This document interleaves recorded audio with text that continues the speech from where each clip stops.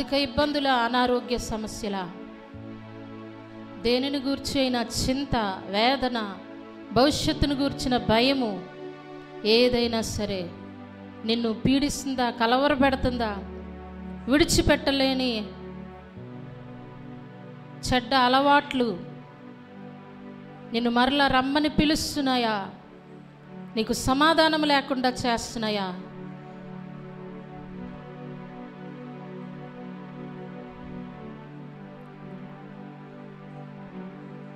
యేసయ్య దగ్గరికి వచ్చి హృదయాన్ని కుమ్మరించి ఆయన్ని అడుగు. నీ కనుల వెంబడి కన్నీరు రానివ్వక, దేనిని గూర్చిన దుఃఖమైన నీ ముఖములో ఉండనివ్వక, చిరునవ్వుతో యేసయ్య నిన్ను నింపగలిగిన దేవుడు. నీ అవమానాలను, నీ నిందలను, నీ అనారోగ్యాల్ని, నీకు కీడు కలిగించిన ప్రతి పరిస్థితిని కూడా ఆశీర్వాదంగా దేవుడు మలచగలడు. ఈ సమయమందే, ఈ క్షణమందే దేవుడు ఆశీర్వాదంగా చేయగలడు. నువ్వు వేసే ప్రతి అడుగులో, భవిష్యత్ జీవితంలో ఆయన నీకు దీపముగా ఉండి, నీకు తోడుగా ఉండి నిన్ను నడిపిస్తాడు.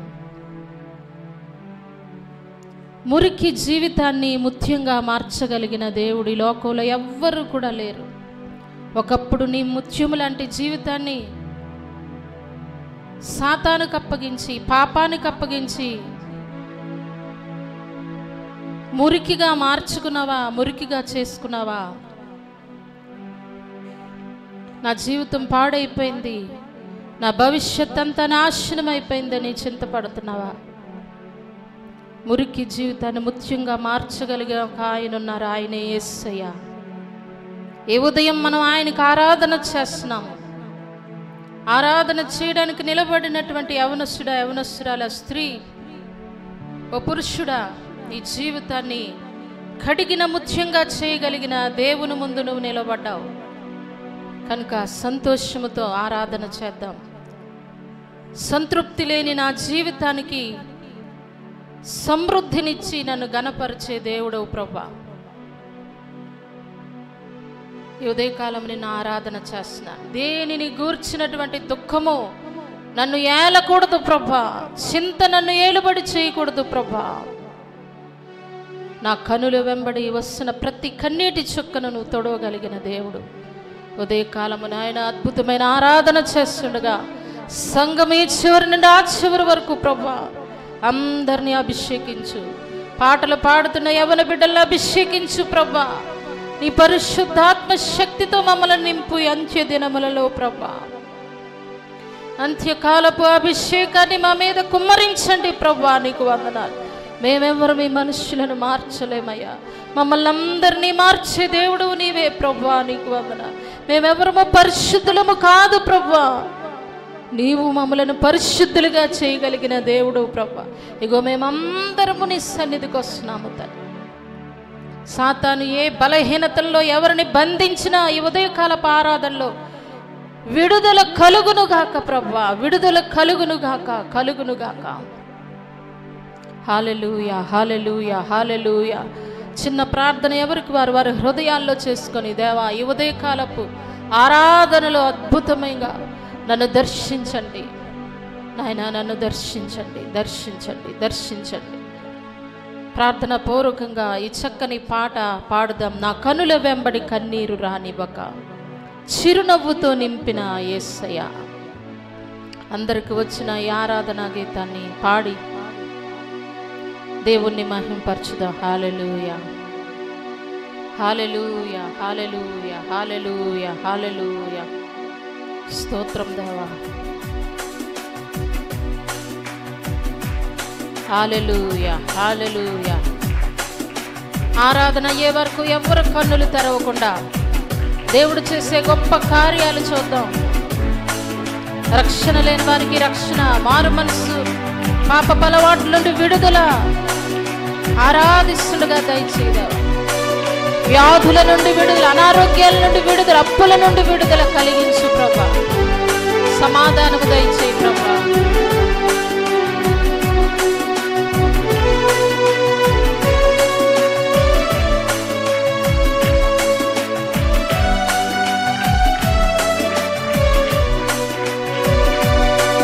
నా కనుల వెంబడి కన్నీరు రానీయక, నా ముఖములో దుఃఖమే ఉండనీయక, చిరునవ్వుతో నింపిన యేసయ్యా, చిరునవ్వుతో నింపిన యేసయ్యా. ఆరాధన ఆరాధన ఆరాధన నీకే, ఆరాధన ఆరాధన ఆరాధన నీకే, ఆరాధన ఆరాధన ఆరాధన నీకే, ఆరాధన ఆరాధన ఆరాధన నీకే. నా కనుల వెంబడి కన్నీరు రానీయక, నా ముఖములో దుఃఖమే ఉండనీయక, చిరునవ్వుతో నింపిన యేసయ్యా, చిరునవ్వుతో నింపిన యేసయ్యా. ఆరాధన ఆరాధన ఆరాధన నీకే, ఆరాధన ఆరాధన ఆరాధన నీకే, ఆరాధన ఆరాధన ఆరాధన నీకే, ఆరాధన ఆరాధన ఆరాధన నీకే. అవమానాలను ఆశీర్వాదముగా, నాపై వచ్చిన నిందలన్నిటినీ దీవెనలుగా మార్చే దేవా, నీకే ఉదయకాలపు ఆరాధన. నా జీవితంలో భవిష్యత్తులో నేను వేసే ప్రతి అడుగులో నాకు దీపముగా ఉండి నడిపించు ప్రభా.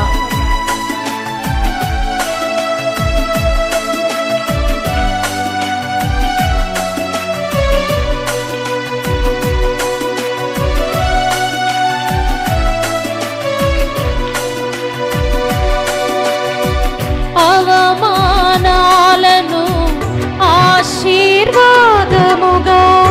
నిందలన్నిటినీ దీవెనలుగా మార్చి, అవమానాలను ఆశీర్వాదముగా, నిందలన్నిటినీ దీవెనలుగా మార్చి, నేను వేసే ప్రతి అడుగులో నీవే నా దీపమై, నేను వేసే ప్రతి అడుగులో నీవే నా దీపమై, చిరునవ్వుతో నింపిన యేసయ్యా, చిరునవ్వుతో నింపిన యేసయ్యా. ఆరాధన ఆరాధన ఆరాధన నీకే, ఆరాధన ఆరాధన ఆరాధన నీకే. పాడదాం. ఆరాధన ఆరాధన ఆరాధన నీకే, ఆరాధన ఆరాధన ఆరాధన నీకే. నా కనుల వెంబడి కన్నీరు రానీయక, నా ముఖములో దుఃఖమే ఉండనీయక, చిరునవ్వుతో నింపిన యేసయ్యా, చిరునవ్వుతో నింపిన యేసయ్యా. ఆరాధన ఆరాధన ఆరాధన నీకే, ఆరాధన ఆరాధన ఆరాధన నీకే, ఆరాధన ఆరాధన ఆరాధన నీకే, ఆరాధన ఆరాధన ఆరాధన నీకే.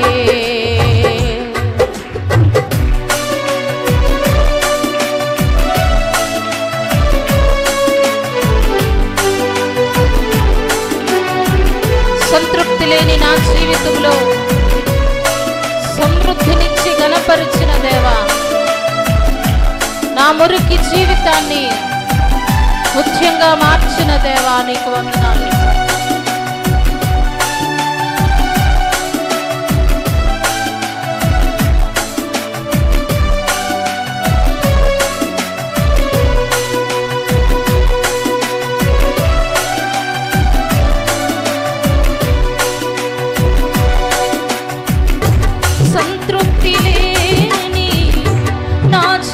జీవితములో సమృద్ధినిచ్చి ఘనపరచినావు.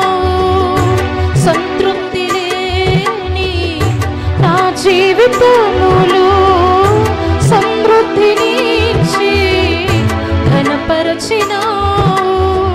నా మురికి జీవితాన్ని ముత్యముగా మార్చి, నా మురికి జీవితాన్ని ముత్యముగా మార్చి, చిరునవ్వుతో నింపిన యేసయ్యా. ఆమేన్. అవును ప్రభువా, చిరునవ్వుతో నింపిన యేసయ్యా. ఆరాధన ఆరాధన ఆరాధన నీకే, ఆరాధన ఆరాధన ఆరాధన నీకే. అందరూ పాడదాం. ఆమేన్. సంఘమంతా నోరు తెరిచి ఆరాధన. హల్లెలూయా. ఆరాధన ఆరాధన నీకే. నా కనుల వెంబడి కన్నీరు రానీయక, నా ముఖములో దుఃఖమే ఉండనీయక, చిరునవ్వుతో నింపిన యేసయ్యా. చిరునవ్వుతో నింపిన యేసయ్యా. ఆరాధన ఆరాధన ఆరాధన నీకే, ఆరాధన ఆరాధన ఆరాధన నీకే. పాడదాం.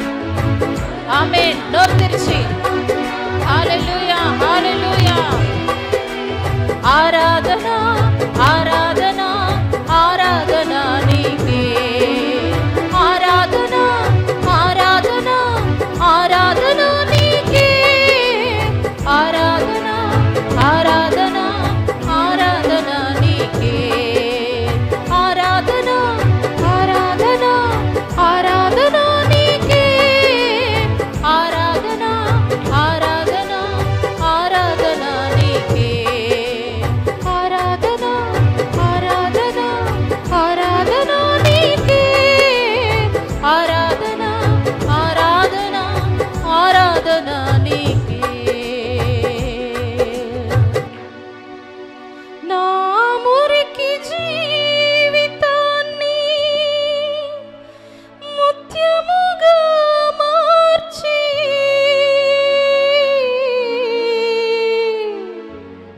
చిరునవ్వుతో నింపిన యేసయ్యా.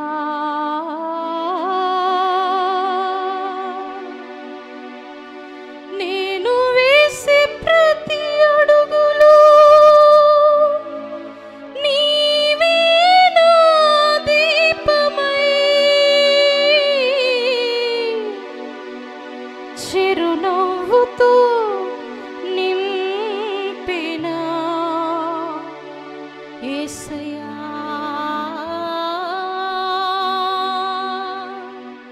చిరునవ్వుతో నింపిన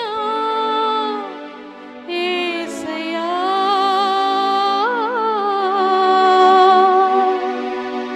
ఆరాధన ఆరాధన ఆరాధన నీకే. ఆరాధన ఆరాధన ఆరాధన నీకే. యేసయ్యా, ఈ ఉదయకాల సమయపు శ్రాంతి దిన ఆరాధనలో ప్రభు చక్కని ఆరాధన చేసి నిన్ను మహింపరచడానికి కృప చూపించు దేవా. మేమెవ్వరము పరిశుద్ధులం కాదు, పాపాన్ని జయించేసామని చెప్పగలిగిన వారము కాదు ప్రభా. ఏదో విషయంలో తప్పిపోతున్న వారమే, తొట్టిల్లిపోతున్న వారమే. కానీ దేవా, మమ్మలను పట్టుకొని మమ్మలను కడిగి బలపరిచి పరిశుద్ధపరిచి పాపములో పడిపోకుండా బలపరిచి నిలవబెట్టిన దేవానికి స్తోత్రాలు. ఈ ఉదయకాలపు ఆరాధనలో ఆరాధన చేస్తున్న ఈ బిడ్డల్లో ఎవరైనా ఏదైనా పాపములో శోధించబడుతూ పాపాన్ని జయించలేక అయా నాయనా మరి విసిగిపోతూ పాపములో పడి ఉన్న బిడ్డలు ఎవరైనా ఉంటే ప్రభా, మంచి జీవితాన్ని మురికిగా చేసుకున్న బిడ్డలు పశ్చాత్తాపడుతున్నట్లయితే ప్రభా, ఆ మురికి జీవితాన్ని కడిగి అమూల్యమైన మంచి ముత్యముగా చేయగలిగినటువంటి దేవుడువైన నీ చేతులకు బిడ్డలను అప్పగిస్తున్నాము ప్రభా. ఈ ఆరాధనలో, ఈ వాక్యములో ప్రభా నాయన, వారి హృదయంలోనికి వాక్యము తూరి వారి జీవితాల్ని పరిశుద్ధపరిచి మరలా కట్టబడి ప్రభా ప్రకాశించే జ్యోతులుగా నీ కొరకు చేయబడ్డానికి కృప చూపించండి. ప్రతి ఒక్కరిని పట్టుకోండి ప్రభా, నీ రక్తముతో కడగండి ప్రభా. నీకు వందన. పాపాన్ని జయించే శక్తివంతులుగా చేయండి. పాపము నుండి పారిపోయిన యోసేపులుగా చేయండి ప్రభా. నీకు వందనాలు. జయించిన వారుగా మమ్మలను చేయండి ప్రభా. నీకు వందనాలు. నీకే మహిమ ఘనత ప్రభావములు ఆరోపించుకుంటూ నీ వాక్యము ద్వారా మా అందరితో మాట్లాడి మహిమ పొందము. యేసయ్య నామమున చిన్న స్తుతి ఆరాధన మనవులను అడిగి వేడుకుంటూ నాము తండ్రి. Amen, amen. అందరం కూర్చుందాం.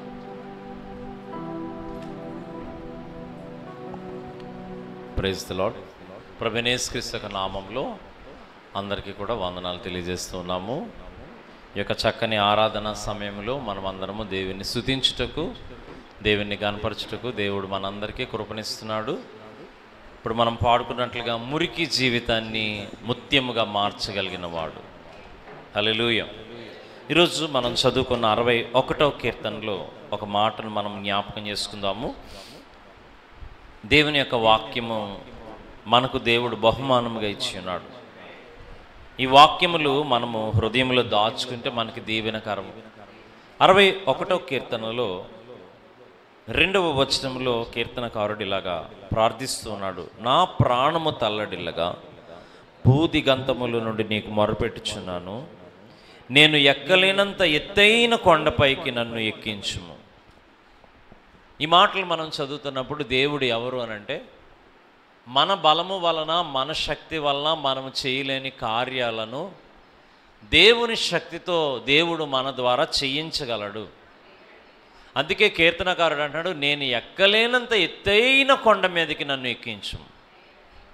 మన జీవితాల్లో రకరకాల ఆటంకాలు, రకరకాల ఇబ్బందులు, మన ముందున్నటువంటి ఆర్థిక పరిస్థితులు లేదా అనారోగ్య పరిస్థితులు, కుటుంబంలో సమస్యలు ఏమైనా సరే ఒక్కొక్కసారి మనము దాటి వెళ్ళలేము అనిపిస్తుంది.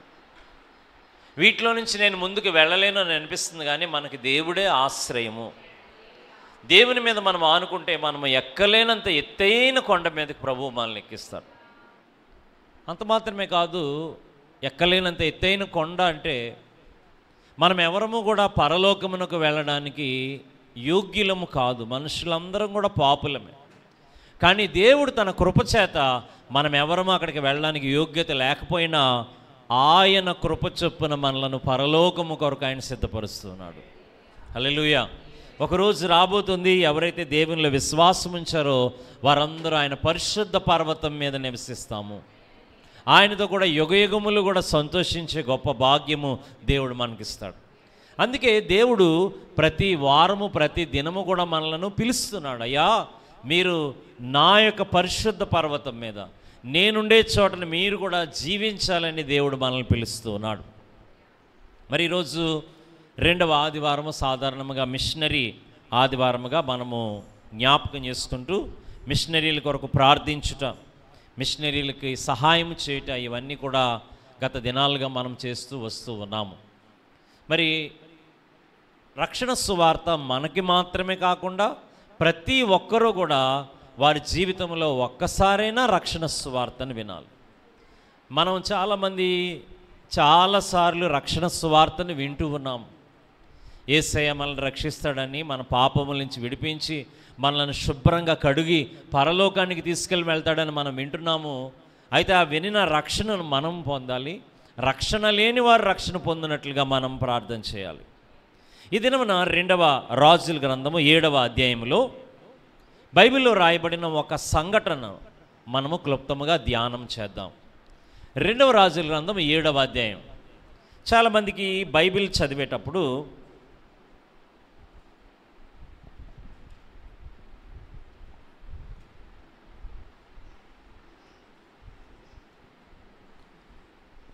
మరి బైబిల్ అనేది ఏంటి, ఎందుకు వ్రాయబడింది? ఇప్పుడు చూడండి, అబ్రహాము 2166 సంవత్సరాలు అంటే క్రీస్తుకి 2000 సంవత్సరాల ముందు జీవించాడు. మరి ఇప్పుడు ఆయన గురించి మనం ఎందుకు చదవాలి? దాన్ని చదవడం వల్ల మనకి ఏంటి ప్రయోజనము అనేది మనం ఆలోచించాలి.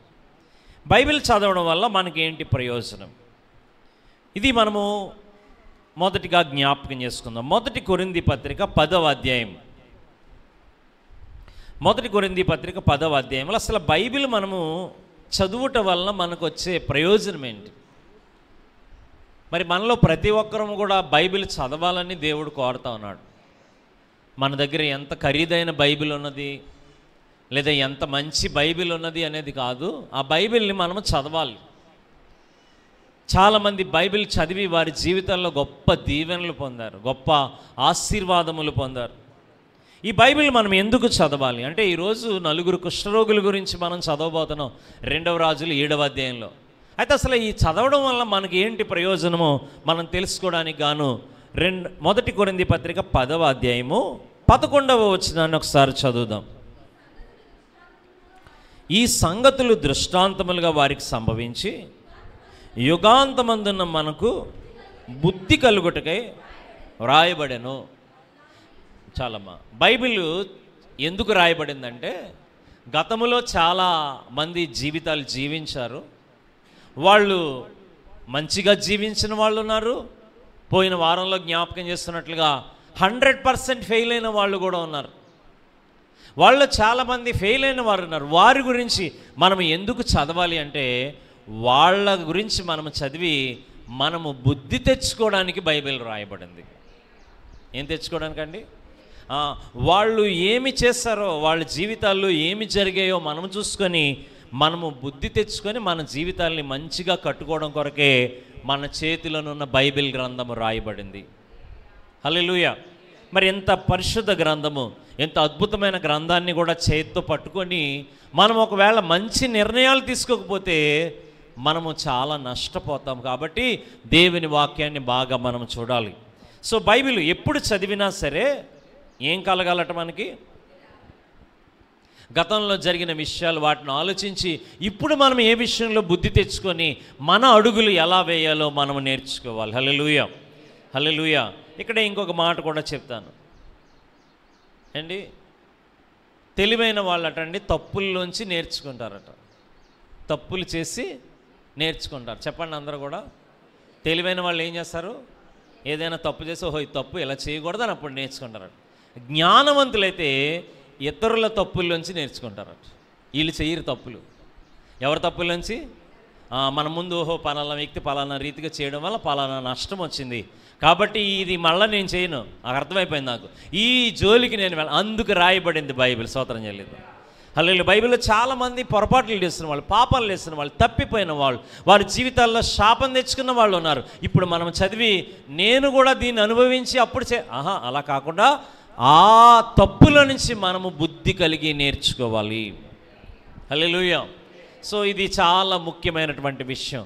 కాబట్టి 2వ రాజులు 7వ అధ్యాయంలోకి మనం వచ్చినప్పుడు ఇక్కడ 3వ వచనంలో 4 కుష్ఠరోగులు ఉన్నారని వ్రాయబడుతున్నది. చదవండి ఎవరైనా. 2వ రాజులు 7వ అధ్యాయం 3వ వచనం. అప్పుడు పట్టణము గుమ్మమునద్ద 4 కుష్ఠరోగులు ఉండగా. చాలమ్మా, ఈ పట్టణము ఏ పట్టణం అంటే షోమ్రోను పట్టణము. షోమ్రోను పట్టణం అనగా ఇశ్రాయేలు యొక్క ముఖ్య పట్టణము, క్యాపిటల్ సిటీ. ఇశ్రాయేలు అనే 10 గోత్రాల ప్రజలకు ముఖ్య పట్టణము షోమ్రోను. మరి షోమ్రోను పట్టణంలో ఏం జరుగుతుందో మనకు తెలుసుకోవాలంటే 6వ అధ్యాయము 24, 25 వచనాలు.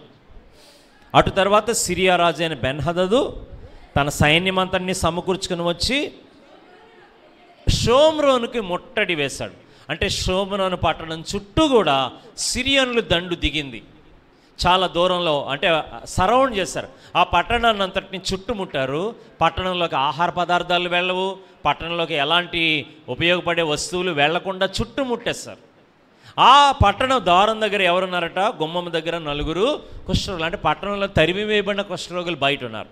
ఇప్పుడు పట్టణంలో ఏమైంది అంటే 25వ వచనం, షోమ్రోన్లో గొప్ప క్షామము కలిగి ఉండగా గాడిద యొక్క తల 80 రూపాయలకును అరపావు పావురపు రెట్ట 5 రూపాయలకును అమ్మబడిను. వారు అంత కఠినముగా ముట్టడి వేసి ఉండిరి.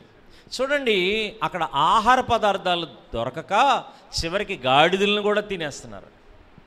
ఏంటి, గాడిద తల 80 రూపాయలు పలుకుతుందట. మళ్ళీ ఇంకా ఏం తింటున్నారు వాళ్ళు?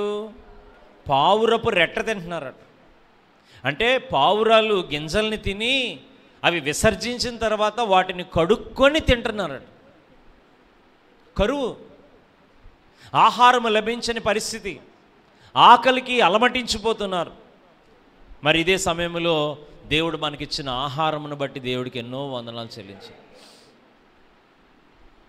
ఆహారము దేవుడు మనకిస్తున్నాడు. ఈరోజు మనం ఆహారము తినగలుగుతున్నామంటే దేవుని కృప. అందుకే ఆహారమును తినే ముందు ప్రార్థన చేసుకుని తినాలి. ఆహారమును వృధా చేయకుండా జాగ్రత్త పడాలి. సరే, వీళ్ళ పరిస్థితి చూద్దాం. చాలా భయంకరంగా ఉంది. చివరికి ఏమైంది అని అంటే పిల్లల్ని కూడా వండుకొని తినేసే అంత పరిస్థితికి వెళ్ళిపోయారట. మనకి చాలా భయం కలుగుతుంది. చాలా కఠినమైనటువంటి భయంకరమైన పరిస్థితిలో అలాంటి ముట్టడి, పట్టణంలోనే ఆహారం లేకపోతే ఇక కుష్ఠరోగులు కూడా ఆహారం వేయడానికి ఏమీ కూడా లేని పరిస్థితిలో ఉన్నారు. ఇది పరిస్థితి. ఇలాంటి పరిస్థితిలో 7వ అధ్యాయంలో 6వ అధ్యాయం చివరిలోనే ఎలీషా ప్రవక్తని చంపేస్తానంటున్నాడట రాజు. విచిత్రం. కానీ 7వ అధ్యాయం మొదట్లో ఎలీషా రాజుతో ఇట్లా, నేను యెహోవా మాట ఆలకించుము, యెహోవా సెలవిచ్చిందేమో, రేపు ఈ వేళకు షోమ్రోను ద్వారమందు రూపాయి 1కి 1 మానిక సన్నని పిండియు, రూపాయి 1కి 2 మానికల యవలను అమ్మబడను. భయంకరమైన కఠినమైన పరిస్థితిలో ప్రవక్త చెప్తున్నాడు, 24 గంటల్లో నీ పరిస్థితి మారిపోద్ది. స్తోత్రం చెప్పండి. దేవుడికి అసాధ్యమైనది ఏది లేదు. ఒక్క క్షణములో దేవుడి పరిస్థితిని మార్చివేయగలడు. ఎంత కఠినమైన పరిస్థితి అయినా, ఎంత బాధాకరమైన పరిస్థితి అయినా, ఎంత తీవ్రమైన హింస అయినా సరే, నీవు దేవుడు గొప్పవాడు. ఆయన పరిస్థితుల్ని మార్చగలడు, మారుస్తాడు ఈ పరిస్థితిని అని ఎవరు చెప్పారంటే రాజు గారు చెప్పారు. అయితే 2వ వచనాన్ని మీరు చూస్తే, రాజు ఎవని చేతి మీద రాజు ఆనుకొని ఉండనో ఆ అధిపతి, యెహోవా ఆకాశమందు కిటికీలు తెరిచినను.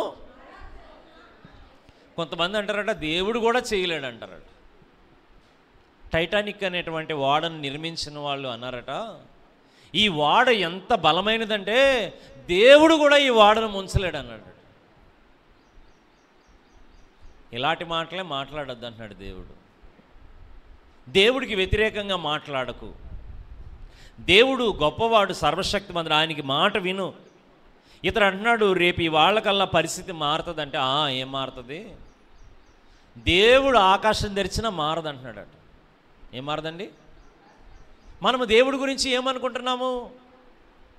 మనము దేవుడి గురించి మాట్లాడే మాటలన్నీ దేవుడు వింటాడు. అన్ని మాటలు వింటాడు. దేవుడి గురించి మాట్లాడే మాటలు కూడా దేవుడు వింటాడు. ఇతను ఏమంటున్నాడంటే, దేవుడే ఆకాశపు కిటికీలు తెరిచిన ఇలా జరగదంటున్నాడు. ఒక మాట మీకు చెప్తాను. దేవుడు నీకు ఏదైనా వాగ్దానం ఇస్తే దాన్ని అనుమానించుకో, దానిని ప్రశ్న వేయకు. ఇది జరగదు అని నువ్వు అనుకో. దేవుడి మీద విశ్వాసం ఉంచు. నమ్మకం కుదరకపోతే చక్కగా మాట్లాడకుండా సైలెంట్గా ఉండు. అంతేగాని దేవుడికి వ్యతిరేకంగా మాట్లాడకూడదు.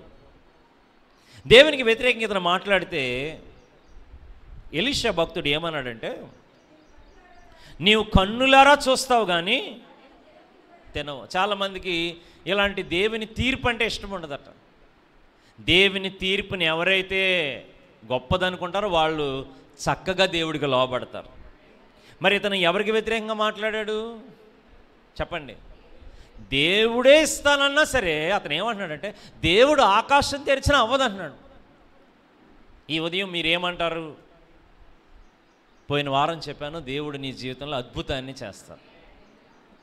హల్లెలూయా. కొంతమంది మనసు అంటది, నాకు చేయడు, నీకు అవ్వదంతే. నీకు అవ్వదు. ఎందుకంటే నువ్వు దేవుడిచ్చే అద్భుతాన్ని వద్దంటున్నావు కాబట్టి నీకు చేయలేడు దేవుడు. నీకు ఒకవేళ అవును కదా, దేవుడు నాకు కూడా అద్భుతం చేయగలడు కదా నీకు అనిపిస్తే తప్పకుండా నువ్వు అద్భుతాన్ని చూస్తావు. చాలాసార్లు మన అద్భుతాన్ని మన అవిశ్వాసం వల్లే పోగొట్టుకుంటాం. ఈయనకి ఏం చెప్పాడంటే, నువ్వు చూస్తావు కానీ ఏమవు, చెప్పండి ఏమవదు, నువ్వు దాన్ని తినడం, నువ్వు చూస్తావు. రూపాయి ఒక్కటింటికి దేవుడు ఎంత అద్భుతాన్ని చేస్తాడో చూస్తావు కానీ నువ్వు దాన్ని తినవు. దేవుని తీర్పు చాలా కఠినంగా ఉంటుంది కాబట్టి మనం ఎవరూ దేవుని తీర్పులోకి రాకుండా జాగ్రత్త పడాలి. హల్లెలూయా.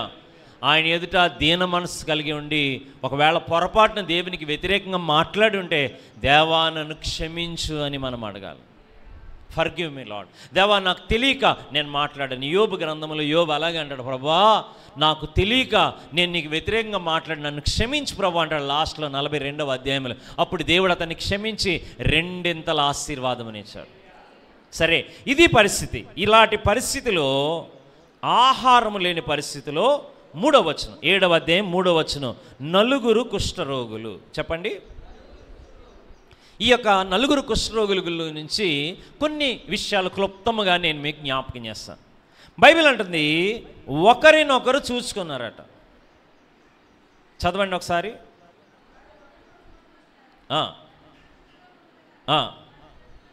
ఒకరినొకరు చూచి అనండి. ఒకసారి మీ పక్కన ఎవరున్నారో చూడండి. చూస్తున్నారా?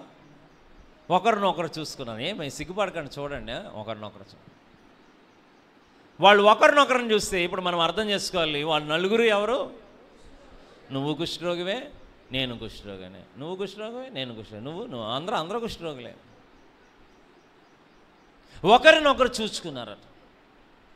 బైబిల్ అంటుంది మనం ఒకరి వైపు ఒకరు చూస్తే మనకున్న పరిస్థితులను బట్టి నీవు అలాగా ఉన్నావా, నేను అలాగా ఉన్నా, నీ బతుకు అంతేనా, నా బతుకు ఇంతే.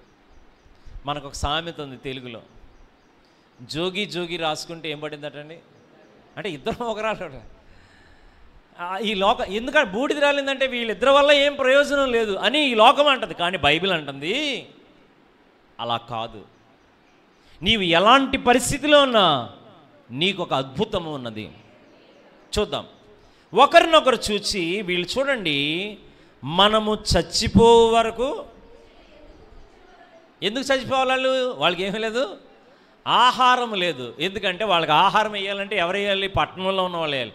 పట్టణంలో ఉన్న వాళ్ళే గాడిద తల కోసం దెబ్బలాడుకున్న పరిస్థితి ఉంది. పావురపు రెట్ట కూడా తినాలనే అంత భయంకరమైన స్థితికి వెళ్ళిపోయారు. వాళ్ళకే ఆహారం లేకపోతే ఇక్కడ వీళ్ళకి ఎవరు ఆహారం వేస్తారు? కాబట్టి మనము చచ్చిపో వరకు. చూడండి, 9 కుష్ఠరోగుల్లో ఉన్న ప్రశ్న అద్భుతమైన ప్రశ్న. ఒకళ్ళనొకళ్ళు చూసుకొని ఎందుకయ్యా మన బతుకులు, మనం బతికినావాటే చచ్చిపోయినావాటే అని అంటలేదట వాళ్ళు, మనము చావకూడదు అనే ఆశ వారిలో ఉందట. ఈ ఉదయం మనం ఎలా బ్రతుకుతూ ఉన్నాము? సంతోషంగా బతుకుతున్నామా? చాలామంది, ఒకసారి జైలు నుంచి ఒక ఆయన నాకు ఉత్తరం రాశారు. ఆయన జైలుకి వెళ్ళారు ఒక మనిషిని చంపేసి. ఆయనకి నేను ఉత్తరం రాస్తూ ఉండేవాడిని. ఆయన నాకు ఉత్తరం రాశారు. ఆయన ఏమని రాస్తారంటే, బాబు ఇక్కడ ఎలా ఉంటుందంటే జీవితం, ప్రతిరోజు సూర్యుడు ఉదయిస్తాడు, అస్తమిస్తాడు, అంతే రోజు అయిపోద్ది, అంతే జీవితం. ఆయన కొరకు ప్రార్థన చేసాము, దేవుడు ఆయన కృప చొప్పున ఆయన జైలు నుంచి విడిపించాడు. గట్టిగా స్తోత్రం చెల్లిద్దాం.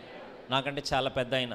సరే, అంటే మన జీవితాలు అలవాటు అయిపోతున్నది. జీవితాలు ఈ బ్రతుకు ఇంకెందుకో అలా బతుకుతున్నాం అంతే. ఇంకా ఇది ఇలా దొర్లించాలంటారట. చిన్నప్పుడు టైర్లు దొర్లించి ఆడుకున్నారు చూసారా పిల్లలు? సైకిల్ టైర్లు అయ్యి పాతగా అయిపోతే దొర్లిస్తారు. కొంతమంది వారి జీవితాలను కూడా ఇంకా అలా దొర్లించడమే. నీ జీవితం దొర్లించడం కాదు, నీ జీవితం ప్రతి దినము దీవెనకరంగా దేవుడు చేస్తాడు. హల్లెలూయా. నీ బ్రతుకు ఎలా బ్రతుకుతూ ఉన్నావు? ఈ యొక్క 9 కుష్ఠరోగులు వాళ్ళు చావాలనుకోవట్లేదట.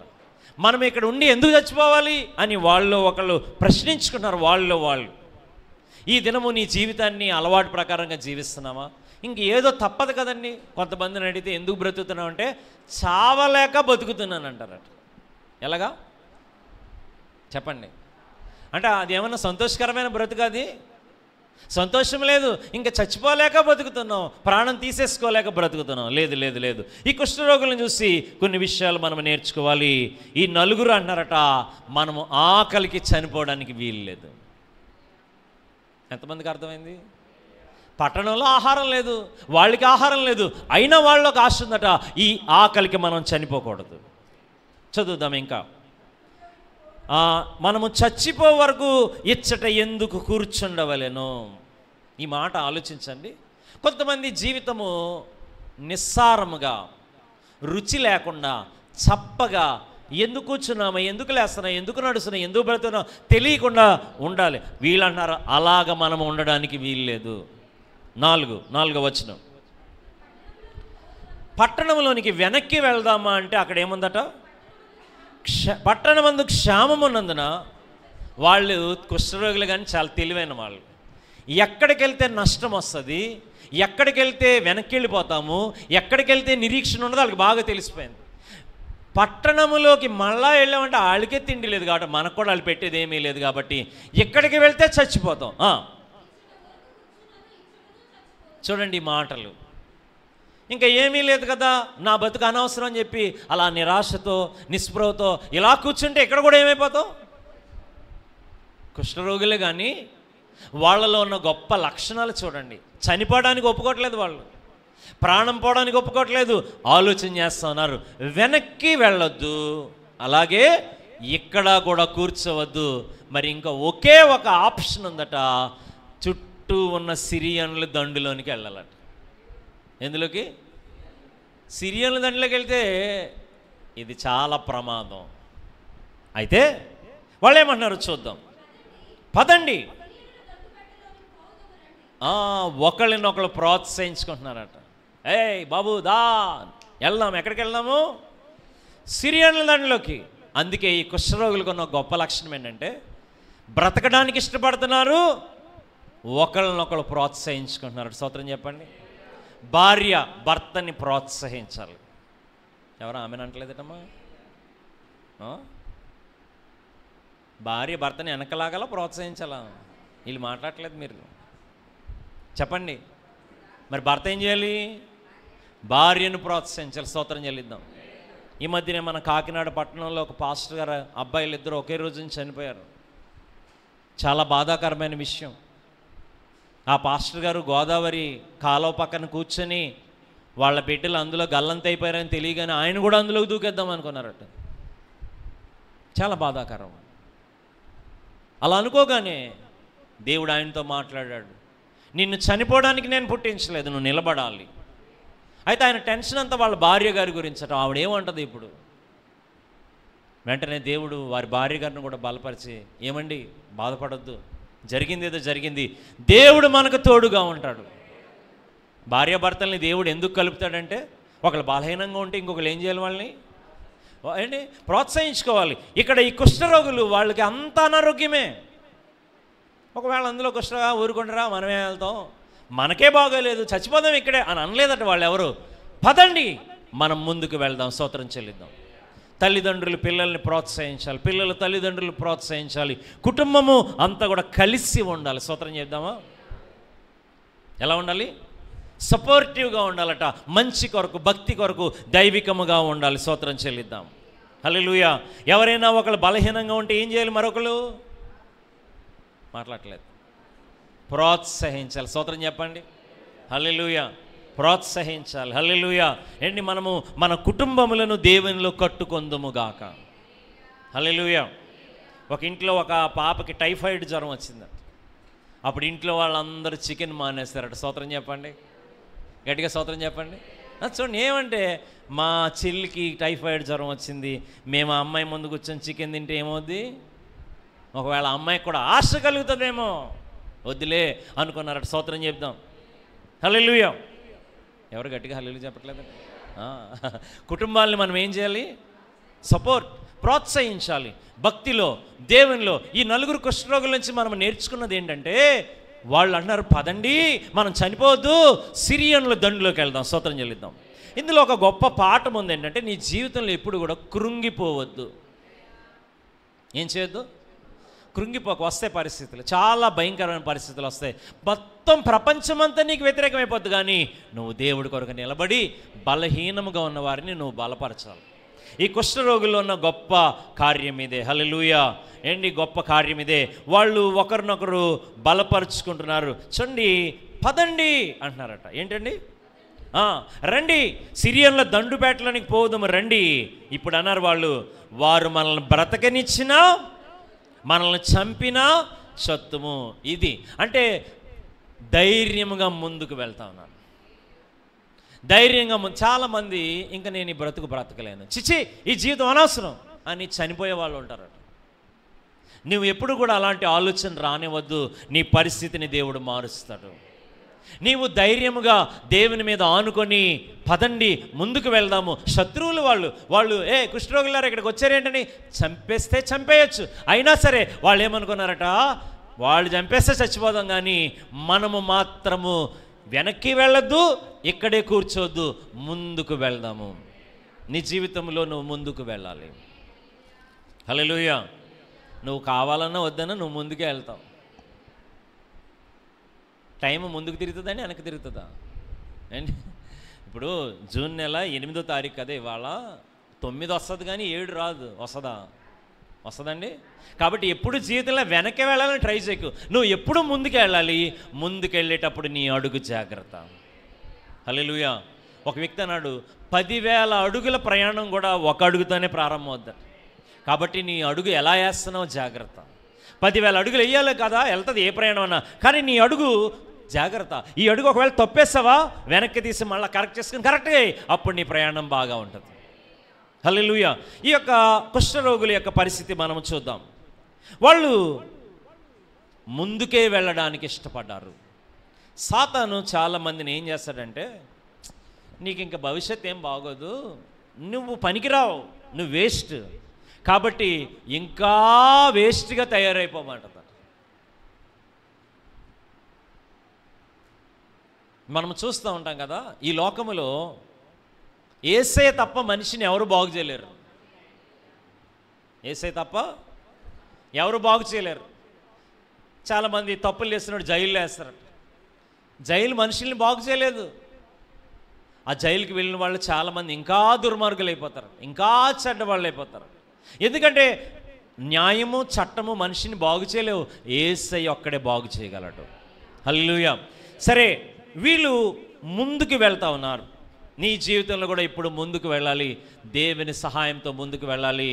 నిరాశపడద్దు, నీ జీవితం బాగోదని నువ్వు అనుకోవద్దు. దేవుడి మీద ఆధారపడు, దేవుడు నీ కొరకు గొప్ప మార్గాలు తెరుస్తాడు. ఈ తర్వాత ఏం జరిగిందో చూద్దాం. 5వ వచనం, సంధ్య చీకటి యందు అంటే ఈవినింగ్ అవుతుందన్నమాట.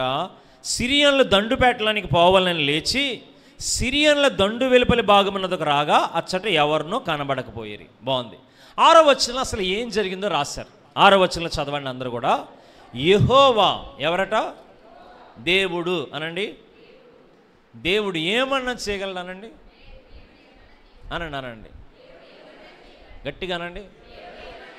ఏమన్నా చేయగలడు దేవుడు, ఏమన్నా anything God can do anything. అంటే మేలుకరమైనది, అద్భుతాన్ని ఎలాగన్నా చేస్తాడు దేవుడు. పాపము తప్ప అన్నీ చేయగలడు, ఏమన్నా చేస్తాడు దేవుడు. అందుకే మనం చాలా సంతోషంగా ఉండాలి. మనం ఎవరూ కూడా దేవుడు ఇలాగే చేస్తాడు అనుకోవాల్సిన లేదు. ఈ అధ్యాయంలో దేవుడు ఏం చేస్తాడంటే సౌండ్ ఎఫెక్ట్ సృష్టించాడట, సౌండ్ వినిపించాడట. ఏం వినిపించాడు? దేవుడు సౌండ్ వినిపించగలడంటే వినిపిస్తారు. హల్లెలూయా. మేము చిన్నప్పుడు చదువుకునేటప్పుడు మాకు 5వ తరగతిలో హెడ్ మాస్టర్ ఉండేవారు. క్లాసులో అందరూ గొడవ చేస్తామంటే ఆయన ఏం చేసేవారంటే చెక్క కుర్చీలకు వచ్చినవారు మా హెడ్ మాస్టర్. పైకి జస్ట్ ఇలా చైర్ నుంచి లేసి ఆ చైర్ని 3-4 సార్లు కింద ఇలా ఊపివారు అనమాట. ఊపగానే మొత్తం స్కూల్ అంత సైలెన్స్. అంటే ఏంటి, మాస్టర్ వచ్చి చితకొట్టేస్తారని. అసలు ఆయన అక్కడి నుంచి కదిలేవాడే కాదు. కుర్చీ కదిపితే చాలు మొత్తం స్కూల్ అంతా ఏమైపోతుందండి, అది సౌండ్ ఎఫెక్ట్ అంటారు అనమాట. మా ప్రిన్సిపల్ గారు ఉండేవారు. మా ప్రిన్సిపల్ గారు కళ్ళద్దాలు తీసేస్తే అందరూ అల్లరి చేసేవారు. కళ్ళద్దాలు ఇలా పట్టుకుంటాం అందరూ సైలెంట్గా, ఎందుకంటే ఆయన చాలా షార్ప్గా కనబడుతుంది. ఇవి మనుషుల ఎఫెక్ట్లు. దేవుడు ఇంకెంత గొప్పవాడుగా ఉంటాడు. హెడ్ మాస్టర్ కన్నా, ప్రిన్సిపల్ గారి కన్నా దేవుడు గొప్పవాడా కాదమ్మా? గొప్పవాడు అన్న వాళ్ళు స్తోత్రం చెప్పండి. ఇన్ని రోజులు కూడా ఈ సిరియా వాళ్ళకి అవకాశం ఇచ్చినట్టు వెళ్ళిపోతారు మర్యాదగాని. వీళ్ళు వెళ్ళకుండా ఎక్కడున్నారు? ఇశ్రాయేలీల చుట్టూ ఉంటే దేవుడు ఏం చేస్తారంటే 6వ వచనం చదవండి. యెహోవా జాగ్రత్తగా ఏటట రథముల ధ్వని, గుర్రముల ధ్వని, సౌండ్, ధ్వని వినిపించాడట. స్తోత్రం చెప్పండి. మనుషులు లేరు, గుర్రాలు లేవు, రథాలు లేవు, సమూహాలు లేవు, కానీ ఏం వినిపించాడు? సౌండ్ వినిపిస్తే పారిపోయారట వీళ్ళందరూ కూడా. స్తోత్రం చెప్పండి. వాళ్ళు కూడా ఏం చేస్తున్నారో చూడండి. వాళ్ళు అంటున్నారట, వినబడినట్లు చేయగా వారు మన మీదకి వచ్చేటికే ఇశ్రాయేల్ రాజు హిత్తీయుల రాజులకు, ఐగుప్తీయుల రాజులకు బత్తెమిచ్చి, అతనికే తినడానికి తిండిలేదు, ఇంక బత్తెమేమిస్తాడు?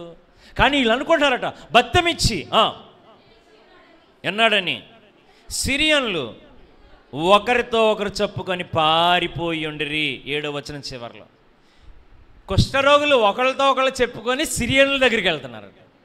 ఆ సిరియా సైన్యం అంట ఒకరికొకరు భయపడి వాళ్ళు పారిపోతున్నారట. అందుకే నువ్వు ఎలాంటి స్వరం వింటున్నావో జాగ్రత్త. హల్లెలూయా. నిన్ను భయపెట్టే స్వరం వింటే నువ్వు భయపడతానే ఉంటావు. లోకములో ఉన్న సెంటిమెంట్లు వింటే అందులోనే ఉంటావు. లోకంలో మనుషులు అంటారట, నీకు ఇలా ఉందా, నీకు ఇలా జరుగుద్ది, నీకు ఇలా ఉందా, ఇలా జరుగుద్ది, నువ్వు పలానా పుట్టినరోజున పుట్టావా, నీకు ఇలాగ అవుద్ది అంటే అదే నమ్మితే నువ్వు అలాగే ఉంటావు. హల్లెలూయా. అందుకే నీవు వినే స్వరం దేవుడి స్వరమై ఉండాలి, ప్రోత్సహించే స్వరమై ఉండాలి, నిన్ను శక్తినిచ్చే స్వరమై ఉండాలి. హల్లెలూయా. వీళ్ళు పారిపోయారు. ఏమయ్యారు చెప్పండి? వీళ్ళందరూ కూడా పారిపోయారు. పారిపోతే మన ఫ్రెండ్స్ నలుగురు ఎక్కడికి వచ్చారట? ఎక్కడికి వచ్చారు? వచ్చి వాళ్ళు ఏమవుతుందంటే 7వ వచనంలో ఉన్న వాటిలో ఏమీ తీసుకొనక తమ ప్రాణములు సంరక్షించుకున్నట్టు చాలును అనుకొని సంధ్య చీకటిని ఉన్నది ఉన్నట్లుగా పేట విడిచి పారిపోయి ఉండిరి. హల్లెలూయా. హల్లెలూయా. చూడండి, దేవుడు ఎంత అద్భుతకరుడంటే ఒక్క సౌండ్ వినిపించి సైన్యం అంతటినీ తరిమేశాడు. నీ జీవితంలో కూడా గొప్ప కార్యం చేస్తాడు. నీ జీవితంలో అద్భుతాన్ని చేస్తాడు. నువ్వు నమ్మాలి, ఈ విషయాల్ని నమ్మాలి. నా దేవుడు ఏమన్నా చేయగలడు. దేవా, నువ్వు ఎప్పుడు గొప్ప కార్యాలు చేస్తావు, ఆశ్చర్యకరమైన కార్యాలు చేస్తావు. నా ముందు మార్గములను తెరవగలిగిన వాడు. నువ్వు నమ్మితే దేవుడు మహిమను చూస్తావు. సరే, నువ్వు ప్రోత్సహించే వ్యక్తిగా ఉండాలి, నీవు ఇతరులను కట్టే వ్యక్తిగా ఉండాలి, పడగొట్టే వ్యక్తిగా ఉండకూడదు. సరే, బాగానే ఉంది. 8వ వచనం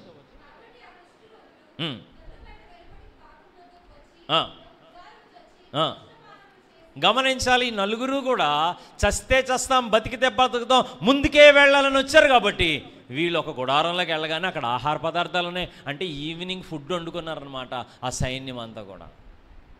మంచి మంచి ఆహార పదార్థాలు వండుకున్నారు. కానీ సౌండ్ వినగానే ఏం చేశారు? దేవుడి శక్తి వాళ్ళు చూసి పారిపోయారు. పారిపోతే సిద్ధపరిచిన ఆహారం ఎవరు తింటున్నారట? కుష్ఠరోగులు ఒక టెంట్లోకి వచ్చి ఫుల్గా తిన్నారట. తిని ఏం చేశారండి?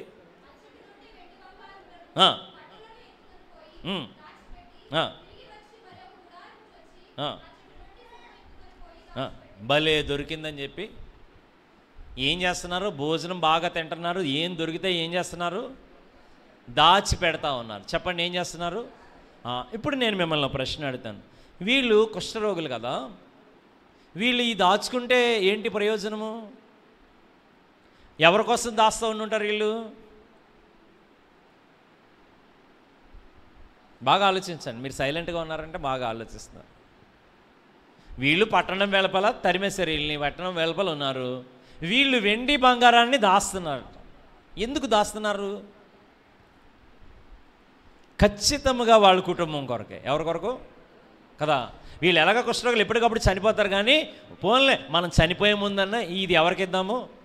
చాలామంది కుటుంబాన్ని ప్రేమిస్తూ ఉన్న వాళ్ళు ఉన్నారు. గట్టిగా స్తోత్రం చెల్లి.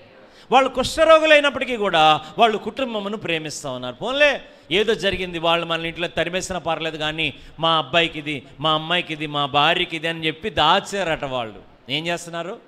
దాచిన తర్వాత ఒక అద్భుతమైన విషయం జరుగుతుంది. ఈ కుష్ఠరోగులకు ఉన్న మరి ఒక గొప్ప లక్షణం ఏంటంటే, వాళ్ళు ఏమంటున్నారు చూద్దాం. 9వ వచనం. ఏం కాదట? మంచి పని కాదా? ఏంటి, గుడారంలోకి వెళ్ళారు, ఆకలేస్తుంది, అన్నీ వదిలేసిపోయారు, ఆకలిగా ఉన్న వాళ్ళు ఆహారం తిన్నారు. ఇది మంచి పని కాదా? మంచి పనే. మరి మంచి పని కాదంటారేంటి? అది ఏంటో తెలియాలంటే తర్వాత కూడా చదవాలి, మనము చదువుదాం. శుభవర్తమానము గల దినము, మనము ఊరకొననేలా. గమనించండి, వాళ్ళు అంటున్నారట, మనం చేస్తున్నది మంచి పని కాదు, మన కడుపు నిండింది, మనకి వెండి బంగారం దొరికింది, మనము ఒక్కొక్క గుడారం నుంచి దాచుకుంటున్నాం, కానీ మనం చేస్తున్నది ఏం కాదు. అదేంటది? అందుకే ఈ కుష్ఠరోగుల్లో స్వార్థము లేదట. ఏమి లేదండి? చెప్పండి అందరూ కూడా. అంటే పూర్తిగా లేకుండా పోలేదు, కానీ కొంచెం స్వార్థం ఉంది. పెట్టుకున్నారు కానీ వాళ్ళకి అనిపించి చిచ్చి ఇది కరెక్ట్ కాదు. మనము కూడా ఇలాగే మన జీవితాన్ని, ప్రవర్తనని ఆలోచించుకొని మార్పు పొందాలి. స్తోత్రం చెప్పండి. వాళ్ళు తీసుకున్నారు, పెట్టుకున్నారు, కానీ వాళ్ళని మనం చేస్తున్నది ఏం కాదు, మంచి పని కాదు. ఇది శుభవర్తమానం గల దినం. ఏంటో తెలుసా? వీళ్ళకి నలుగురికి కడుపు నిండింది. ఇప్పుడు చచ్చిపోవలసిన పరిస్థితిలో, బాధాకరమైన పరిస్థితిలో కడుపు నిండింది, కానీ పట్టణంలో ఎలా ఉంది పరిస్థితి? ఎలా ఉందండి పరిస్థితి?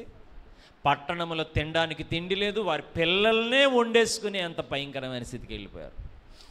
చాలా కరువు ఉంది. కాబట్టి వాళ్ళు అన్నారు, ఇక్కడ మనము ఇలా తినేసి ఇలా ఉండకూడదు, పట్టణములో ఉన్న ప్రజలకు కూడా ఈ శుభవర్తమానము తెలియజేద్దాం. గట్టిగా చప్పట్లు కొడదాం అందరం కూడా. హల్లెలూయా, హల్లెలూయా.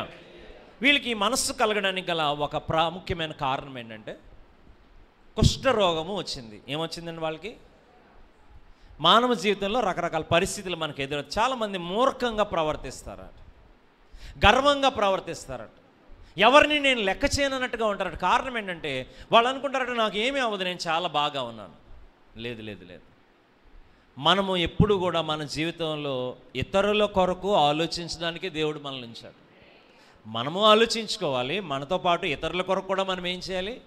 మనము లోకంలో, సమాజంలో ఉన్నాము, మనుషుల మధ్యలో ఉన్నాము, ఇతరుల కొరకు కూడా ఆలోచించాలి. ఈ కుష్ఠరోగులు అప్పటికే జీవితాన్ని చూశారు. కేరళలో చదువుతున్నప్పుడు మేము నూర్నాడ్ అనే స్థలంలో లెపర్సీ శానిటోరియంకి వెళ్ళాం, కుష్ఠరోగులు ఉండే స్థలానికి. అక్కడికి వెళ్ళినప్పుడు జీవితం అంటే ఏంటో నాకు చాలా బాగా అర్థమైంది. మనం కూడా అనారోగ్యంగా ఉన్నవారిని, బాధలో ఉన్నవారిని గమనించాలి, ఒకసారి చూడాలి వాళ్ళని, వాళ్ళ పరిస్థితులు అర్థం. మనం ఆరోగ్యంగా ఉండొచ్చు, ఈరోజు మనకి ఏ బాధ లేకపోవచ్చు, కానీ ఒకసారి చుట్టూ లోకాన్ని మనం చూడాలి, ఎవరు ఎలాంటి బాధల నుండి వెళ్తున్నారు. అది చూస్తే మన బాధ్యత ఏంటో మనకు అర్థమవుతుంది. అక్కడికి వెళ్ళినప్పుడు ఒక బ్లాక్కి వెళ్ళాం. ఒక ఆయన వచ్చారు బయటికి. ఆయన శరీరం అంతా కుష్ఠరోగం ఉంది. ఆయన అన్నారు, మేమెవరమో తెలుసా అన్నారు. ఎవరు వాళ్ళు చెప్పండి. కానీ ఆయన ఏమంటాడో తెలుసా? మేము ఇండియన్ ఆర్మీ, ఈ బ్లాక్లో ఉన్న వాళ్ళందరం కూడా ఇండియన్ ఆర్మీలో పనిచేస్తాం. ఇండియన్ ఆర్మీలో పనిచేస్తున్న ఇంట్లో లేరు వాళ్ళు, వాళ్ళకి మంచి పెన్షన్ వస్తూ ఉంటుంది, క్యాంటీన్లో సరుకులన్నీ కూడా వస్తాయి వాళ్ళకి. కానీ వాళ్ళకున్న అనారోగ్యం వాళ్ళు ఎక్కడున్నారు? లెపర్సీ శానిటోరియంలో ఉన్నారు. ఇంట్లో వాళ్ళు చేర్చుకోరు. మా నాన్నకి కుష్ఠరోగం అని చెప్పడానికి ఇష్టపడరు. ఎవరు ఇష్టపడతారండి? మా అమ్మకి కుష్ఠరోగం అని ఎవరైనా చెప్తారా బయటకు వచ్చి? ఇంకొక బ్లాక్కి వెళ్ళాం, స్త్రీలు ఉన్నారు, పెద్ద వయసు గల స్త్రీలు. మేము వెళ్ళి అందరినీ పలకరించాం. మేము సెమినరీ స్టూడెంట్స్ అని చెప్పగానే వాళ్ళు వందనాలు బాబు మమ్మల్ని చూడడానికి వచ్చారు. మేము చాలా వాళ్ళకి కొన్ని ఫ్రూట్స్ అవి పట్టుకెళ్ళాం. వాళ్ళని చూస్తున్నప్పుడు చాలా బాధ కలిగింది. అందులో ఒక అమ్మగారు అలా కళ్ళలో ఇప్పుడు కూడా కనబడతారు, చాలా చక్కగా ఉన్నారు. ఆవిడ అన్నది, మేము పలానా ఊరండి మాది, మేము చాలా పలానా పెద్ద కుటుంబంలో పుట్టాం. కుష్ఠరోగం రావడంతో ఎక్కడున్నది? లెపర్సీ శానిటోరియంలో. వాళ్ళు ఏం పెడితే తిన్న ఇంటికి వెళ్ళడానికి కుదరదు వాళ్ళకి, ఎందుకంటే మా అమ్మమ్మకు కుష్ఠరోగం అని ఎవరు చేర్చుకోరు. జీవితం సగం అర్థమైపోద్ది చాలామందికి, బాధల్లో వేదనలో ఉన్న వాళ్ళని జాగ్రత్తగా చూస్తే. ఈ కుష్ఠరోగుల నలుగురికి కూడా అర్థమైంది, మన జీవితం చాలా విలువైనది, మనము బతికి ఎప్పుడు చనిపోతాం మనకు తెలియదు, కానీ మనం చనిపోకముందు మంచిగా బతకాలి. అందుకే వాళ్ళని మనం చేస్తుంది మంచి పని కాదయ్యా, మనం చేస్తుంది మంచి పని కాదు. పట్టణంలో ప్రజలు ఆకలి, వీళ్ళు కూడా ఒకప్పుడు మూర్ఖులుగా ఉండొచ్చు, ఎవరిని పట్టించుకోలేని పరిస్థితిలో ఉండొచ్చు, కానీ ఎప్పుడైతే ఈ అనారోగ్యం వచ్చిందో వాళ్ళకి సగము జీవితం అర్థమైంది. అందుకే వాళ్ళలో ఈ లోకము యొక్క స్వార్థ ఆలోచనలు తగ్గి బాధలో ఉన్న వాళ్ళకి సాయం చేయాలనే మనసు కలిగింది. అందుకే వాళ్ళు ఏం చేశారంటే వెళ్ళి పట్టణంలో చెప్పారు, స్తోత్రం చెల్లిద్దాం, హల్లెలూయా. కానీ పట్టణంలో రాజుగారు 12వ వచనంలో అతను నమ్మటం లేదు. ఈనాడు చాలామంది దేవుడు గొప్ప కార్యం చేస్తున్నా నమ్మని వాళ్ళు ఉంటారట. పోయిన వారం నేను చెప్పాను, ఎవరి వల్ల జరుగుతుంది అనుకుంటారట? దేవుడి వల్లన్నా జరగచ్చు, అదృష్టం ఇలాగ అనుకుంటారు. ఇతను కూడా చూడండి ఏమంటున్నాడు 12వ వచనంలో రాజు అంటాడు, ఇదేం కాదు, వట్ని ఇది ఒక ట్రాప్ అంతే, మనల్ని చొప్పించుకోవడానికి చేస్తారంతే, అలా చెప్తారు అంతేగాని ఏమవ్వదు. మీరు కూడా వాక్యం వినేటప్పుడు మీరందరూ చాలా మంచోళ్ళు, కానీ ఒక్కొక్కసారి మీ మనసులో కూడా పాస్టర్ గారు అలా చెప్తారు కానీ ఏం అవ్వదు. నా మాటలైతే అవ్వవు, కానీ నా యేసయ్య మాటలైతే అవుతాయి. నేను ఇక్కడ నా మాటలు చెప్పడానికి లేదు, నేను స్వతహాగా చాలా భయస్తుడిని, చాలా పిరికివాడిని, కానీ నేను దేవుని శక్తిని నమ్ముతాను, దేవుడు అద్భుతాలని నేను నమ్ముతాను. నా జీవితంలో దేవుడు ఇప్పటివరకు చాలా అద్భుతాలు చేస్తాడు, ఇక ముందు కూడా చేస్తాడు, అదే మీకు చెప్తాను. హల్లెలూయా. గొప్ప కార్యాలు చేస్తాడు. ఇతను నమ్మట్లేదు, అంతే అలా అంటారు కానీ ఏం కాదు, ఇది ఒక ట్రాప్ అంతే. చూడండి, దేవుడు సౌండ్ పంపించి అద్భుతం చేసినా సరే వాళ్ళు నమ్మటం లేదు. చివరికి వెళ్ళారు, వాళ్ళు గొప్ప అద్భుతాన్ని చూస్తారు. స్తోత్రం చెల్లిద్దాం. ఏంటి ఇప్పుడు 13వ వచనంలో ఒక ఆయన ఉన్నాడు, అతని సేవకుల్లో ఒకటి ఇలా మనవి చేస్తాను, ఇంతకుముందు ఇశ్రాయేలు వారిలో బహుమంది మనుషులు ఏమైపోయారు కదా, ఇంకా 5గురు లయమైపోవటం అబ్బురమా. చూడండి, రాజు కూడా బయటికి వెళ్ళడానికి ఇష్టపడలేదట, డేరింగ్ వెళ్ళడానికి ఇష్టపడలేదు, ఇక్కడే ఉండాలి, ఇలాగే ఉండాలి, ఇలాగే చావాలంటే ఒక్క సేవకుడు అన్నాడట, ముందుకు వెళ్ళవయ్యా బాబు అన్నాడట. స్తోత్రం చెప్తాం. వాళ్ళు ముందుకు వెళ్ళినప్పుడు ఒక అద్భుతాన్ని చూస్తారు. జరిగిన విషయం ఏంటంటే ఎలీషా ప్రవక్త చెప్పినట్లుగా 16వ వచనంలో, కాబట్టి యెహోవా మాట చొప్పున రూపాయి 1ంటికి 1 మానిక సన్నని పిండి 2 మానికల యవలను అమ్మబడను. గట్టిగా చప్పట్లు కొట్టి దేవుడికి వందనాలు చెల్లిద్దాం. ఎలీషా ఉదయం చెప్పాడు అనుకుందాం, సాయంకాలానికి దేవుడు శత్రువులు తరిమేస్తాడు. ఎలీషాకి ఎలా తెలుసు అంటే ఎలీషా దైవభక్తుడు. శత్రువులు ఎలా తరిమేశాడు? ధ్వని వినిపించాడు. ఏం వినిపించాడు? అంతే. తెల్లవారేటప్పటికల్లా 24 గంటలు గడవక ముందే ఎలీషా చెప్పినట్లుగా రూపాయి 1ంటికి మంచి ఆహారం దొరికిందని. స్తోత్రం చెప్తాం. అయితే ఆ యొక్క వ్యక్తి నమ్మలేని వ్యక్తే పంచిపెడుతున్నాడంటే ఇవన్నీ కూడా. ఎవరు పంచిపెడతారండి? దేవుడి కార్యాలను నమ్మలేని వ్యక్తి పంచిపెడతా ఉండగా జనులు తొక్కిసలాట చేస్తే చచ్చిపోయాడట. పంచాడు కానీ ఏం చేయలేకపోయాడటండి. అందుకే దేవుడికి వ్యతిరేకంగా వెళ్ళొద్దు అంటున్నాడు. స్తోత్రం చెల్లిద్దాం. అయితే ఈ యొక్క సంఘటనల నుంచి 4-5 విషయాలు మీకు జ్ఞాపకం చేస్తాను. మొదటిది, 4 కుష్ఠరోగులు వాళ్ళకి అనారోగ్యం ఉన్నా ఆకలి ఉన్నా బ్రతకడానికి ఇష్టపడ్డారు. మరి నీ పరిస్థితి ఏంటి? వాళ్ళు బ్రతకడానికి ఇష్టపడుతున్నారంటే వాళ్ళ భారం ఎవరి మీద వేశారు? ఆకలి కోసం చూస్తే చచ్చిపోతారు, వాళ్ళు శత్రువులే చూస్తే చచ్చిపోతారు, కానీ ముందుకే వెళ్ళడానికి ఇష్టపడ్డారట. రెండో విషయం, హల్లెలూయా, ముందుకే వెళ్ళడానికి ఇష్టపడ్డారు. మూడోదిగా వాళ్ళు ఒకరినొకరు ప్రోత్సహించుకున్నారట. మీ ఇంట్లో అన్నదమ్ములు ఉంటే అన్నదమ్ములు ఒకరినొకరు ఏం చేయాలండి? మాట్లాడలేదు. అక్క చెల్లెళ్ళు ఉంటే ఏం చేయాలి? ప్రోత్సహించుకోవాలి. తోటికోడళ్ళు ఉంటే ఏం చేయాలి? పోటీ పెట్టుకోవాలి, నువ్వు ఎక్కువ నేను ఎక్కువ అని, అంతే కదా? కాదు, ప్రోత్సహించుకోవాలి. ఒకరి శ్రమలో ఒకరి పరిస్థితి ఒకరోజు బాగుండకపోవచ్చు, ఇంకో రోజు బాగుండొచ్చు, చెప్పలేము, ఏమవుద్దో. నేను అందుకే కుష్ఠరోగం గురించి శ్రమల గురించి చెప్తున్నాను. ఈ లోకంలో ఒకసారి బాధల్లో ఉన్న వాళ్ళని మనం చూస్తే మనకి జీవితం అర్థం అవ్వాలి. స్తోత్రం చెప్దాం. జీవితంలో బాధ్యత రావాలి. అయ్యో ప్రభువా, నా జీవితము ఇతరులకు దీవెనకరంగా చేయండి, ఇతరులకు ఆశీర్వాదకరంగా చేయండి. వాళ్ళు ఒకరినొకరు ప్రోత్సహించుకుంటున్నారు. వాళ్ళు ఎవరిని కూడా నువ్వా నేనా మనం ఎందుకు పనిచేస్తావు అంటలేదట. ఏ భర్త ఏ భార్య కూడా నువ్వెందుకు పని చేస్తావు నేను ఎందుకు పని చేస్తావు అని అనుకోకూడదట. ఒకరినొకరు ప్రోత్సహించుకోవాలి. స్తోత్రం చెప్తారా? మనము నిలబడాలి. మనల్ని దేవుడు ఎందుకు పుట్టించాడంటే వ్యర్థముగా చావడానికి కాదు, ఆయన పిలిస్తే వెళ్ళిపోవాలి, కానీ ఆయన పిలిచే వరకు ధైర్యంగా దేవుడి కొరకు జీవించాలి. ఇంకా ముందుకు వస్తే వాళ్ళు శుభవర్తమానమును దాచుకోలేదట, అందరికీ పంచిపెట్టారు. దేవుని బిడ్డలారా, మరి నీవు రక్షణ సువార్తని ఇతరులకి పంచిపెట్టాలి. నీవు పొందిన రక్షణను ఇతరులకి నువ్వు అందించాలి. ఇతరుల రక్షణ అసలైన బాధ్యత అదే.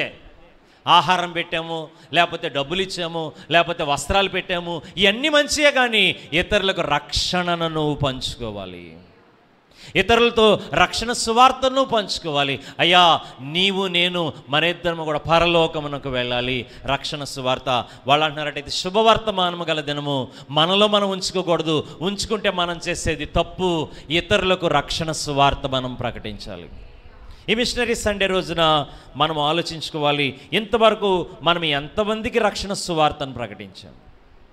సాతాను ఇతరులకి రక్షణ సువార్తను ప్రకటించకుండా రకరకాల సమస్యలు నీకు సృష్టిస్తూ ఉంటాడు. నీలో భక్తిని పాడు చేస్తాడు, దైవ భక్తిని పాడు చేస్తాడు, నీ సాక్ష్యాన్ని పాడు చేస్తాడు, నీ పరిశుద్ధతను ఇవన్నీ సాతాను పనులు. అలాంటి పనుల్లో ఈ 4 కుష్ఠరోగుల వైపు చూస్తే వాళ్ళు ఇతరులను ప్రోత్సహిస్తూ దేవుని సువార్తమానం అందరికీ తెలియజేస్తానట. ఆ పట్టణం అంతా కూడా విడుదల పొందాలి, ఆ పట్టణం అంతా కూడా ఆహారం పొందాలి, దేవుని రక్షణ వీళ్ళందరూ చూడాలి, మరందరూ కూడా పరలోకములో ఉండాలి. హల్లెలూయా. కన్నులు మూసుకుందాం, ప్రార్థన చేసుకుందాము. దేవుని బిడ్డ, ఈ దినము నీవు ఇతరులను ప్రోత్సహించే వ్యక్తిగా ఉన్నావా, లేక ఆటంకపరిచే వ్యక్తిగా ఉన్నావా? నీవెంతమందికి ధైర్యం చెప్పావు, లేదా నిన్ను చూసి ఎంతమంది పాపములో పడిపోయారు? దేవుడు నిన్ను ఎంతగానో ప్రేమిస్తాడు. 4 కుష్ఠరోగులే, వాళ్ళు కూడా మామూలు మనుషులు, కానీ వాళ్ళు అత్యున్నతమైన లక్షణాలు ఉన్నాయి. వాళ్ళకి జీవితం అంటే ఏంటో అర్థమైంది. ఆరోగ్యంగా ఉండడం ఎలా తెలుసు, పరిస్థితులు తారుమారైపోతే మనిషి జీవితం ఏమైపోతే కూడా వాళ్ళకి తెలుసు. అందుకని వాళ్ళు అన్నారు, మనము చివరి వరకు బతకాలి, మనం చనిపోకూడదు, మనం ముందుకెళ్ళాలి, రండి ఒకరినొకరు ప్రోత్సహించుకున్నారు, రండి మనము ముందుకెళ్దాము. సిరియన్లు పారిపోయారు, ఎందుకంటే వాళ్ళు ఒకళ్ళనొకళ్ళు నిరాశపరుచుకున్నారు. నీ కుటుంబంలో కానీ నీ జీవితంలో కానీ నువ్వు ఇతరులను నిరాశపరిస్తే నీవు కూడా నీరసించిపోతావు. ఇతరులను ప్రోత్సహించు, అప్పుడు నీ కుటుంబం కట్టబడుతుంది, నీ కుటుంబము దీవెనను అందుతుంది. ఈ కుష్ఠరోగులు ఒక గొప్ప పాఠం వారిలోంచి మనం నేర్చుకోవచ్చు. వాళ్ళు కుష్ఠరోగులే, కానీ ఆ యుద్ధములో ఆ విడుదలలో హీరోలు ఎవరంటే ఈ 4 గొప్ప పేరు తెచ్చుకున్నారు. వీళ్ళే వెళ్ళారు. ఒకవేళ వీళ్ళు కూడా అక్కడే కూర్చొని ఆ రాజుగారి లాగా ఏమి చూడలేకపోదురు, ముందుకెళ్ళారు. కాబట్టి దేవుని మహిమను మొదట చూసింది ఆ 4 కుష్ఠరోగులే. దేవుని అద్భుతాన్ని మొదట చూసింది ఆ 4 కుష్ఠరోగులే.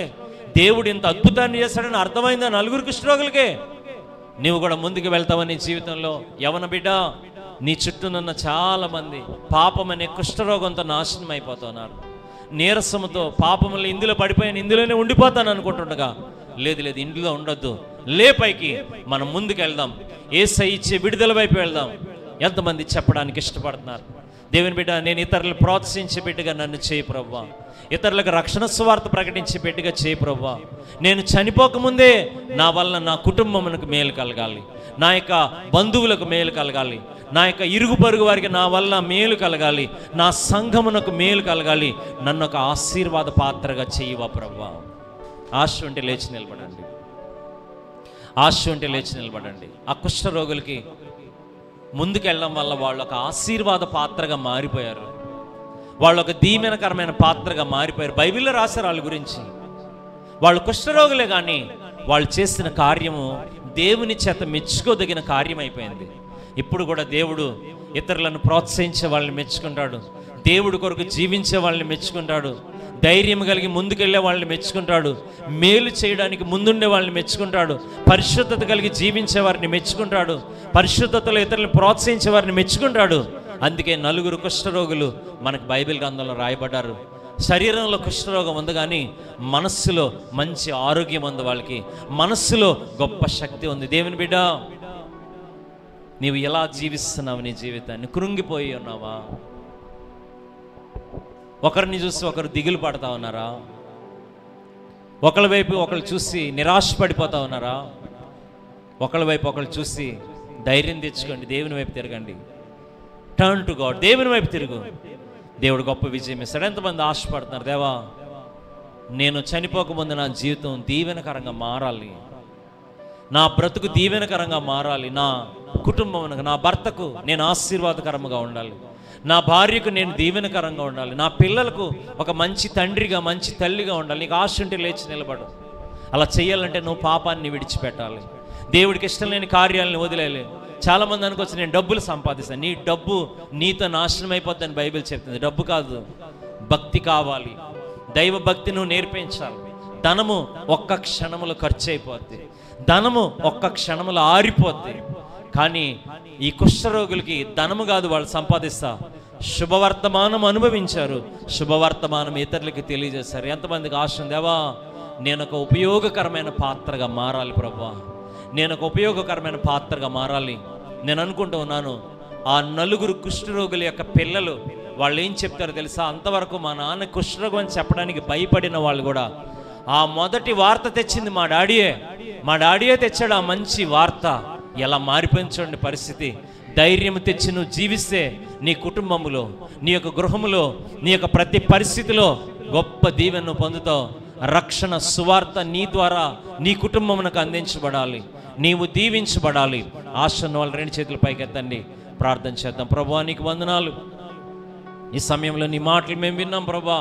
ఆ 4 కుష్ఠరోగులు వెనక్కి వెళ్ళలేదు, పట్టణంలో మరణమున్న చోటికి వెళ్ళలేదు, వాళ్ళు కూర్చున్న చోటనే నిస్సహాయులుగా కూర్చోలేదు, ముందుకు వెళ్ళడానికి ఇష్టపడ్డారు. నీ మీద భారం వేశారు ప్రభువా, ఒకరినొకరు ధైర్యపరుచుకున్నారు, కృంగదీయలేదు, ధైర్యపరుచుకుని ముందుకు వెళ్ళినప్పుడు ఒక గొప్ప అద్భుతాన్ని మొట్టమొదటిగా వాళ్ళే చూశారు ప్రభువా. ఇదిగో ఈ ఉదయం ఎవరైతే ఇక్కడ నిలబడి ఉన్నారో, ఈ యూట్యూబ్ లైవ్ ద్వారా ఎవరైతే నీ సువార్తను వింటూ అంగీకరిస్తూ ఏకీభవిస్తున్నారో, యేసు నామములో ఒక్కొక్కరి జీవితంలో అద్భుతము జరుగునుగాక. వారి కుటుంబములలో వారి యొక్క ఆశీర్వాదకరమైన పాత్రలుగా మారుదురుగాక. వారి యొక్క గృహములలో ఇతరులని ప్రోత్సహించేవారుగా మారుదురుగాక. విశ్వాస సహితమైనటువంటి మాటలు ఒక్కొక్కరిలో వచ్చునుగాక. ఒకరినొకరు కట్టుకునేటువంటి చక్కని మాటలు యేసు నామములో విడుదలగునుగాక. కుటుంబములు దీవించబడాలని కోరుతున్నాం ప్రభా. దేవా మేమందరము నీ రాజ్యం కొరకు నీ రాకడలు మేము ఉండాలి. మేము ఎక్కలేనంత ఎత్తైన కొండ నీ పరలోక రాజ్యము నీవే మమ్మల్ని ఎక్కించగలిగిన దేవుడు నాయన. యవన బిడ్డలు ముట్టండి, చిన్న బిడ్డలు ముట్టండి, పెద్దవారిని ముట్టండి. మేమందరము కూడా ఈ లోకం యొక్క పరిస్థితులను చూసి మా జీవితం అల్పమైందని తెలుసుకొని మా నిర్ణయాలు పరిశుద్ధమైన నిర్ణయాలుగా, మారు మనసుతో కూడిన నిర్ణయాలుగా ఉండు కృప దయచేయమని యేసు నామములో ప్రార్థన అడుగుచున్నాం తండ్రి. Amen. God bless you. Shalom. దేవుడు మిమ్మల్ని దీవించును గాక. అందరూ కూర్చునండి.